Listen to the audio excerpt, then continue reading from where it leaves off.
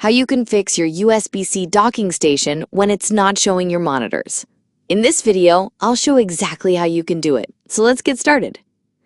First, check all your connections. Make sure the USB-C cable is fully plugged in and supports Display Port Alt mode. Try a different cable. Some USB-C cables only charge and don't support video. Next, unplug the dock, wait 10 seconds, and plug it back in. Sometimes a simple reset helps. You can also test with a different monitor or laptop to see if there's a hardware issue. Another thing you can try is updating your graphics drivers or resetting your display settings. If you're using Windows, press the Windows key and the P key, then make sure the right display mode is picked.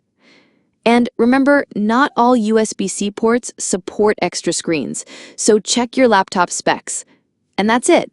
That's how you can fix your USB-C docking station not detecting monitors.